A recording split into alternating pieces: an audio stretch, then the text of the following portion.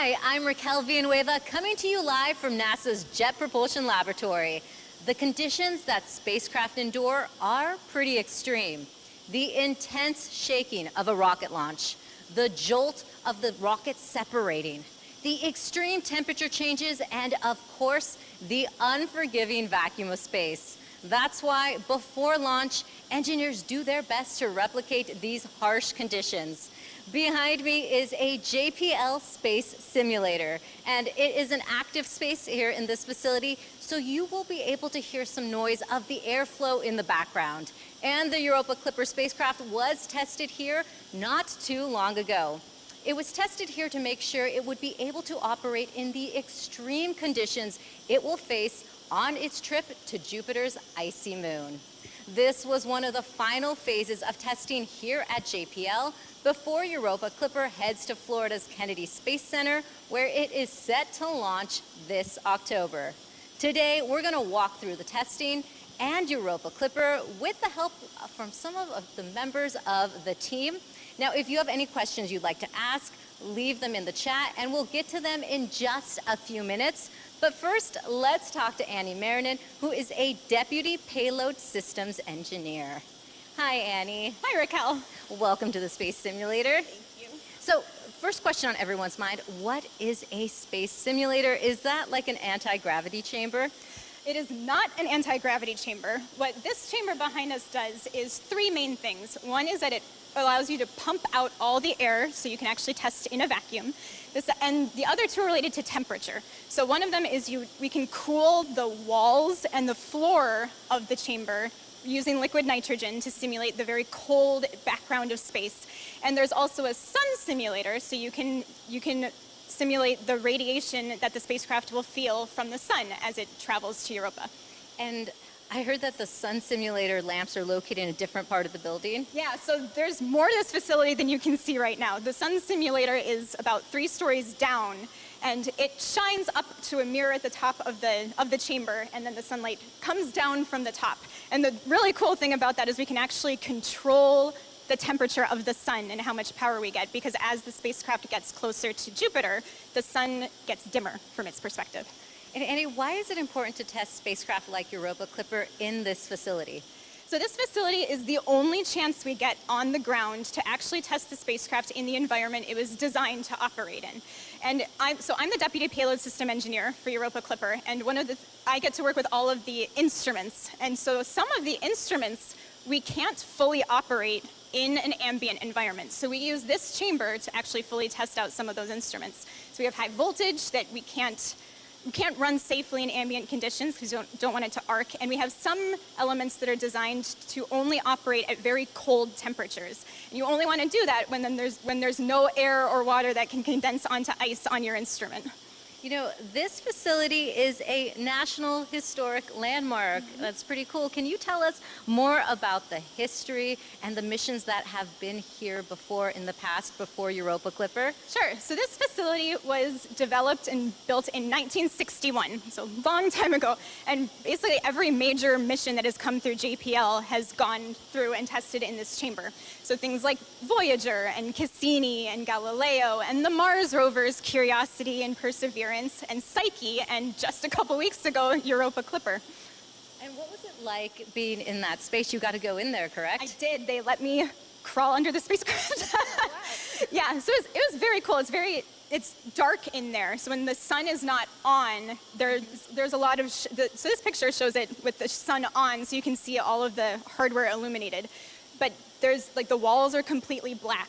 And yeah, going in there, it's a very cool, like, you're just surrounded by black walls when you're in there, and there's a spacecraft just right above you. And what other tests did Europa Clipper have to go through? There's a whole environmental test campaign that all spacecraft go through, but for Europa Clipper it started last fall. It's been months long. The first thing we did was a dynamics test. So we had the spacecraft go through a vibe test and an acoustics test and a separation test. So we're shaking the spacecraft, and also, if the acoustics test, putting it in a chamber that has speakers surrounding it and just blasting sound at the spacecraft. And the whole point of that test is to really show that it will survive the launch environments. Like one of the craziest things we do to the spacecraft is launch it. The next major environmental test we did after that, it was called an electromagnetic interference and compatibility test. And so on that one, we're actually turning on different boxes on the spacecraft and making sure that when you turn one thing on over here, it doesn't cause noise or interference or feedback or anything on other parts of the spacecraft. Wow. And then the last one was the thermal vacuum test, where, again, we tested it in the environment that it's going to operate in. Well, thank you so much, Annie. I know we'll have questions for you later on when we have social questions come in. And up next, I would like to welcome planetary scientist Elodie Lesage. Hi, Raquel. Hi, thank you for joining us today. Thank you. So we learned all about Europa Clipper. Now it's time to learn about Jupiter's icy moon, Europa. Can you tell us more about it? Yeah, so Europa is approximately the size of our moon, so it's pretty small, but it is entirely covered in water ice. And more interestingly, below this water ice, there is a global saltwater ocean, as you can see on the animation. So this ocean is 60 miles deep, so it's a lot of water. On Europa, we have twice as much more water than on Earth. So if we combine all the oceans of Earth, we have still twice more water on Europa, which makes it pretty special. There's also, on the surface of Europa, plenty of amazing geological features, which tell us that Europa is a very active body, which makes it very interesting, and this is why we want to go to Europa. And I'm also curious to know about your role as a planetary scientist on the mission. Could you tell us more about it? Yes, so on Europa Clipper, I am a postdoc affiliate in Project Science. So Project Science is the group of scientists that are responsible for the scientific success of the mission. So for example, they define the goals of the mission, so why are we going to Europa? And then they ensure that we have a procedure to answer all these big questions. And so this is the team I am a part of. And what are you hoping to answer as a scientist when it comes to Europa? So personally, my research focuses on the transport of water from Europa's ocean to the surface. So I wonder if it is possible that there's water that can travel from the ocean through the ice shell and then erupt at the surface through little ice volcanoes. So I do a bunch of numerical simulations to understand this, and I use data from past missions. And so this is also why I'm super excited about Europa Clipper, because I'm finally going to have new pictures of the surface and measurements of the atmosphere of Europa to answer this big question. We can definitely hear your passion for Europa. Can you tell us what you love personally about the ocean? Yes, so Europa's ocean is very unique in the solar system because it is in contact with the seafloor, the rocky seafloor. So just like on Earth, the deep of the ocean is in contact with rocks, right? So this allows a lot of chemical exchanges between the water and the rocks, which make the ocean really rich in chemical elements.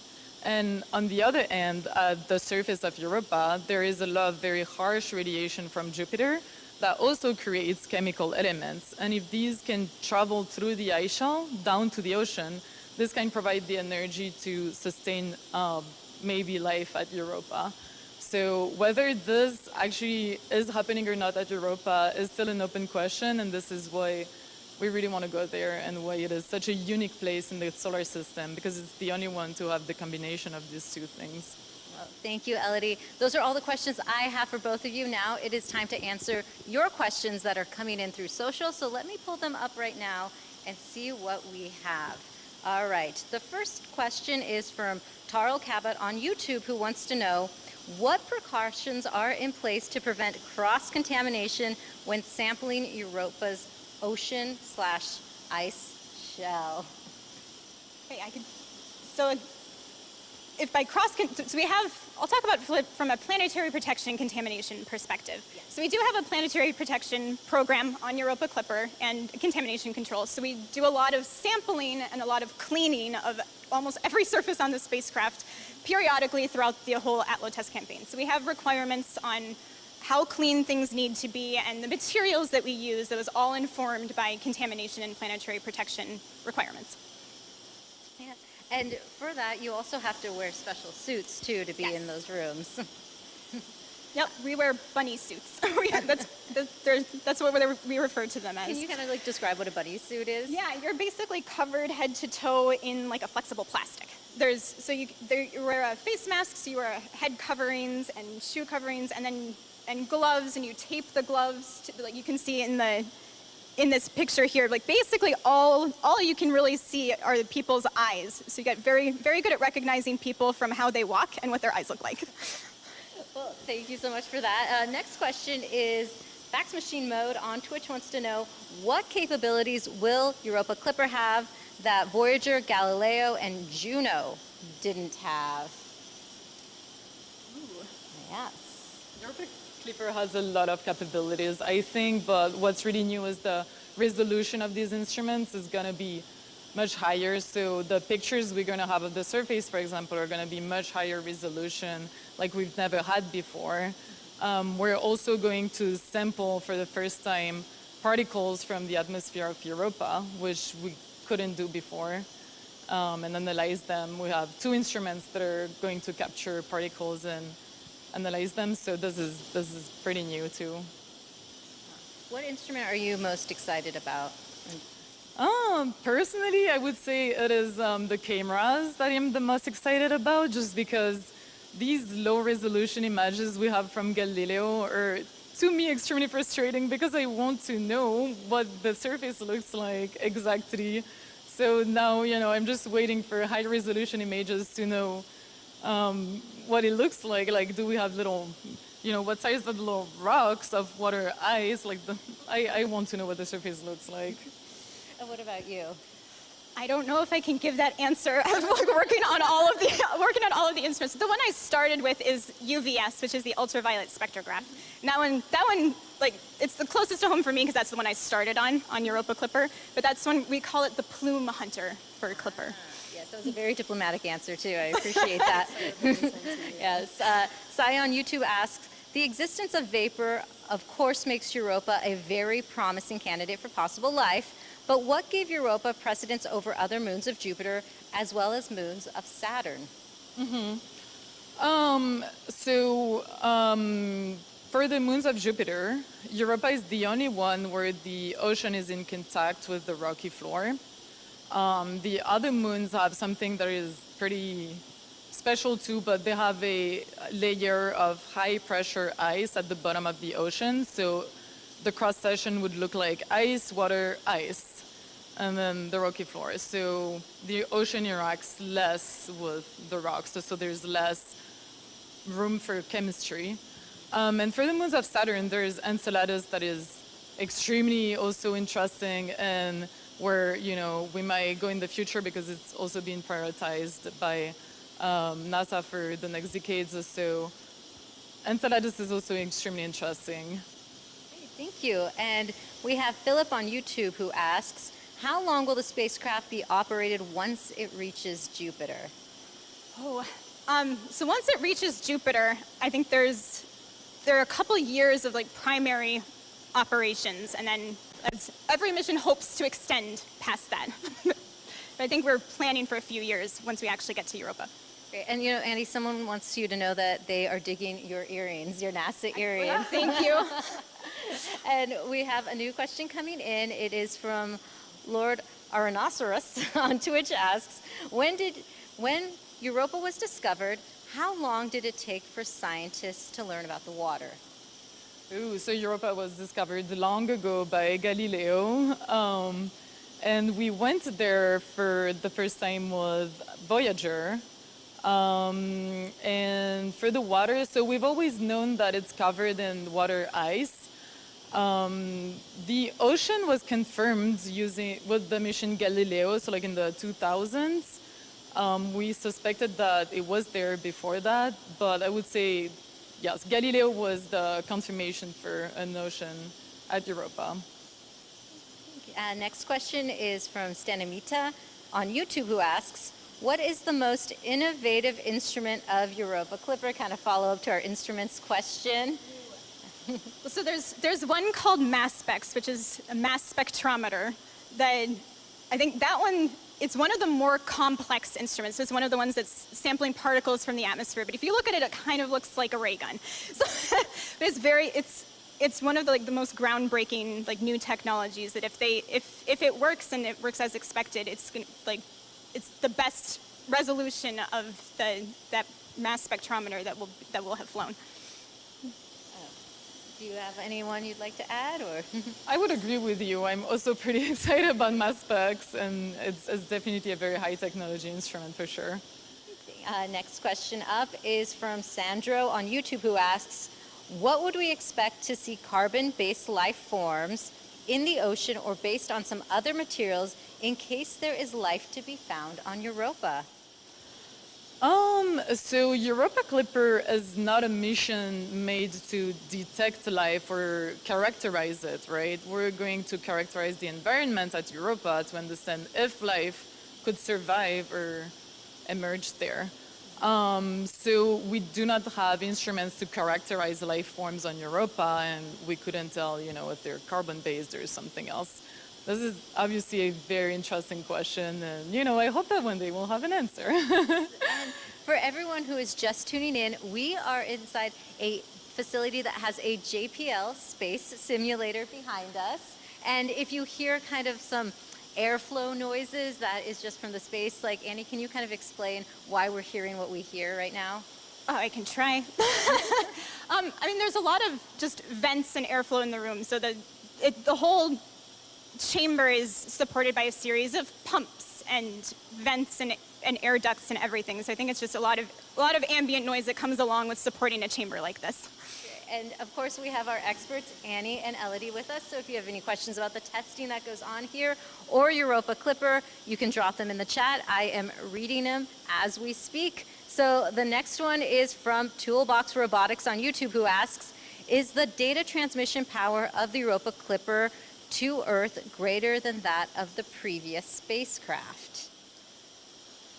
In general, yeah, we have a high gain antenna. Most spacecraft that go all the way to Jupiter or beyond, you need a high gain antenna to transmit back to the Earth. So it's not going to be like as high powered as the ones that went farther from Jupiter, but we try to expand on capabilities and try to get as much data as we can. And the more instruments you have, the more data you need. So we definitely need the power to get all that data back.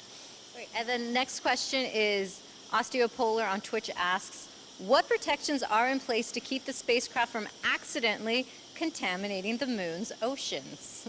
So Europa Clipper is not going to touch the surface or the ocean, right? It's only going to perform flybys of Europa, so we're not landing. So this is one of the most, the best thing we can do to protect Europa's ocean. But also, as Annie said, the spacecraft is extremely clean. It's always at each single step, it is completely cleaned, and we check using little swabs that there's no contamination in the spacecraft. So. And also, the travel in space is going to end cleaning the spacecraft, because life forms, most of them on Earth, could not survive such a travel. So it's expected to be pretty clean when it arrives there. You mentioned the flybys. Can you kind of expand on what that will look like for the viewers at home? How many will happen? Like, kind of the trajectory? Yeah, sure. So Europa Clipper is actually going to orbit around Jupiter. It is not going to orbit around Europa, because at Europa, the environment is very harsh. There's a lot of radiations that would damage the spacecraft very severely. So to make it last longer, we're going to orbit Jupiter. And every orbit, we're going to perform a flyby of Europa. So we're going to fly by the surface, turn on all the instruments, take all the pictures, the measurements, and leave until the next flyby. And so we're going to perform 50 flybys nominally. So this is what the mission is going to look like. Hey, and I know we touched on this question, but for those just tuning in, that Opal guy on YouTube asks, what is the mission duration nominally?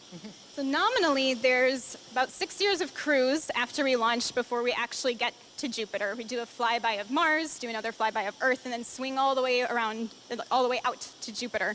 After we get into Jupiter's orbit, it's a few years of operation and doing the flybys of Clipper. And now we have John Ralph on YouTube, who wants to know, how do we know Europa has a rocky floor? Ew, so by taking measurements of the gravity field of Europa, we can learn about the density of each layer. And so rocks are very dense, so they're pretty easy to identify, right? Rocks and iron cores can be identified pretty easily using gravity. So this is what we have on Earth, right? We have a iron core and then rocks around it and then oceans on top. Europa is just the same as a iron core, a rocky mantle, and then a global ocean, and then the ice crust because it's very cold there.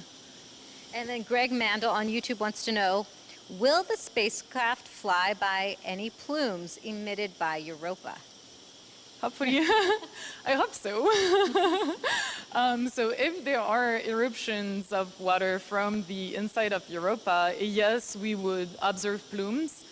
We're unsure that this is actually going on at Europa. We're unsure that there will be active plumes at the moment when we're there because, we would need to be pretty lucky to observe this. But hopefully, we'll fly by a plume and be able to sample some of the material. A plume can be described in many ways. Like, can you tell us what is thought to be a plume in Europa? Yeah, you could picture kind of a geyser, so like a plume of vapor, water vapor, transporting some material from the subsurface. So, for example, salt or little chemical elements. But yes, I would say water vapor and little ice grains.